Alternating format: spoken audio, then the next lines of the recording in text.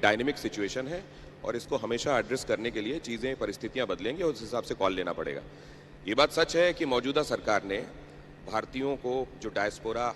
हमारा बाहर रह रहा है, उनके बीच में आपने देखा होगा जब भी हमारे प्रधानमंत्री गए हों या दूसरे लीडर्स हमारे जब जाते हैं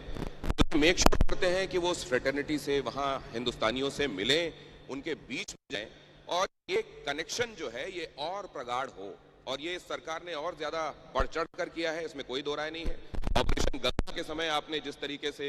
वहां रह रहे, यूक्रेन में रह रहे भारतीयों के लिए पूरी एम्पैथी के साथ और पूरी सक्रियता के साथ उनको लाने में जो भूमिका निभाई है, उसके लिए जरूर इस प्रयास के लिए, ये जो प्रयास किए जा रहे हैं मौजूदा सरकार की तरफ से, इसके लिए आपकी तरफ से ताली होनी चाहिए। अगर आप समझते हैं कि ऑपरेशन गंगा में कमाल का काम किया गया, अगर आप समझते हैं कि इस समय कहीं पर भी अगर हिंदुस्तान के किसी मंत्री की विजिट होती है, प्रधानमंत्री कहीं पहुंचते हैं और वहां हिंदुस्तानियों के साथ मिलना घुलना वो नहीं छोड़ते और कमाल का प्रतिसाद मिलता है, तो इसके लिए तालियां भी जबरदस्त होनी चाहिए। मैं देख रहा हूं कि हमारे जो एनआरआई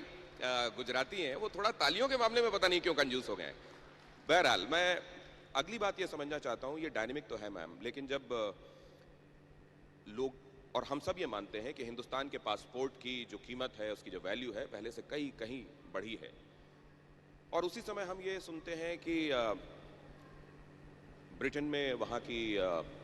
होम सेक्रेटरी कहती हैं कि यहाँ ओवरस्टे कर जाते हैं लोग वीज़ा के बाद और इसकी वजह से हमारी जो फ्री ट्रेड डील है वो भी मुश्किल में आ सकती है। इधर अमेरिका के संदर्भ में हम सुनते हैं कि वो वीज़ा में बहुत इंतज़ार करवा रहे हैं लोगों को, जबकि चाइना के लिए इंतज़ार नहीं है वहाँ के लोगों को वीज़ा, जबकि उसको वो अपना एनिमी कंसीडर करते हैं।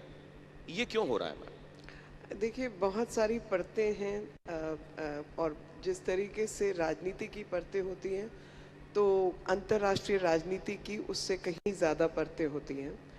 और उन परतों के अंदर डिस्क्रिमिनेशन,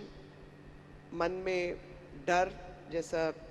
दाजी ने अपने में बोला कि डर एक चीज़ है, लेकिन डर कई बार लोगों को लाइन पर भी रखता है और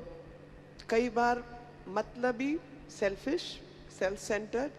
उस तरीके की भी तो फिलॉसफीज़ हैं। तो बहुत सारी परतें हैं जिसके कारण कुछ लोग, देश या व्यक्ति इस तरीके का भाव रखते हैं। पर आपकी जो पुरानी बात है, मैं उस पर आना चाहती हूँ। आपने ऑपरेशन गंगा की बात की, तो ऑपरेशन गंगा तो वो ऑपरेशन था जिसमें यूक्रेन और रशिया, दो देश आपस में झगड़ा कर रहे हैं, और जब दो देश आपस में झगड़ा कर रहे हैं, उन दोनों देश के ऊपर प्रिवेल कर जाना और उनको ये समझा पाना कि भाई देखिए, मेरे जो बच्चे यहाँ पढ़ते हैं, और कुछ छोटी मोटी संख्या नहीं, 22-23 हज़ार, उन बच्चों को, उन लोगों को मुझे यहाँ से निकालना है।